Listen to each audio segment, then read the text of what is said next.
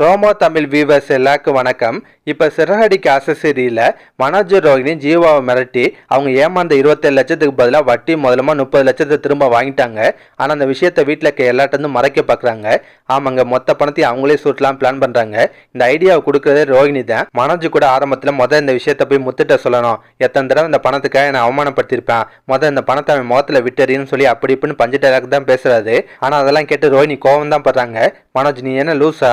இந்த விஷயத்தை வீட்டில் சொன்னால் என்ன நடக்கும்? உங்கள் அப்பா இந்த பணத்தை அண்ணன் தம்பி 3 பேருக்கும் ஷேர் பண்ணி கொடுப்பாரு. அதுக்கப்புறம் உனக்கு என்ன மிஞ்சம்? நீ வாழ்க்கையில் செட்டில் ஆகிற வழியை பாரு. நீ அந்த கனடா வேலைக்கு போவேணாமா? பணத்தை கொண்டு போய் வேலை கட்டலாம் சொல்கிறாங்க. அதுக்கப்புறம் நடக்குதுன்னா மனோஜ் ரோகிணியும் கனடா வேலைக்கு பணம் கட்டுறதுக்காக ஏஜென்சிக்கு வந்திருப்பாங்க.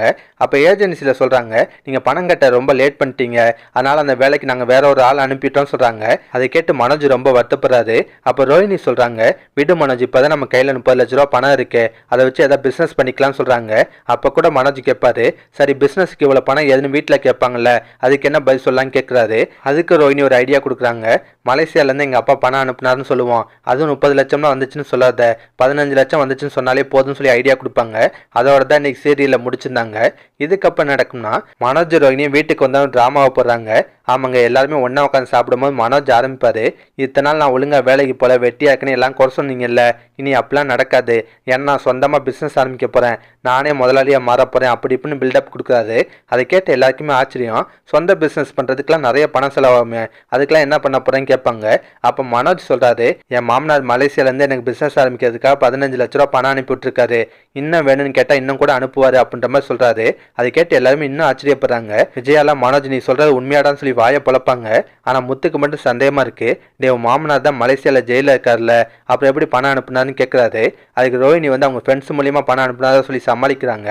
அப்போ கூட முத்துக்கு சந்தேகம் அடங்காது. அடுத்தடுத்து கேள்வி கேட்குறாரு, சரி நீங்கள் சொல்கிற மாதிரி இருந்தாலும் இவன் அக்கௌண்ட்டுக்கு ஏன் பணத்தை அனுப்பணும்? ஏன்னா எந்த அப்பா அம்மா வந்தாலும் அவங்க பிள்ளைங்க பேரில் தான் பணத்தை போடுவாங்க. அப்படி பார்த்தா பாலராமா அக்கௌண்ட்டுக்கு தானே பணம் வந்திருக்கணும், அதை விட்டு ஏன் இவன் அக்கௌண்ட்டுக்கு பணத்தை அனுப்புனாரு அப்படின்ற மாதிரி சந்தேகப்படுறாரு. அதுக்கு ரோஹிணி ஏதாவது காரணம் சொல்லி சமாளிப்பாங்க. லாஸ்ட்டாக என்ன நடக்கணும், விஜயா முத்துட்ட கோவப்படுவாங்க, உனக்கு மனோஜ் மேலே பொறாமடா, அதனால தான் இந்த மாதிரி தேவையில்லாமல் கேள்வி கேட்குறேன்னு சொல்லி திட்டுவாங்க. அது மட்டும் இல்லாமல் மீனாவோட குடும்பத்தையும் ஏதாவது குறை சொல்லி திட்டுவாங்க. கண்டிப்பாக அந்த சீன்லாம் நடக்கும்.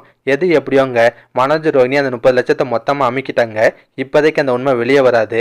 இதுக்கப்புறம் என்னங்க, மனோஜ் சொந்தமாக பிஸ்னஸ் ஆரம்பிக்கிறேன்னு சொல்லி ஏதாவது கூத்து பண்ணிட்டு இருப்பாரு.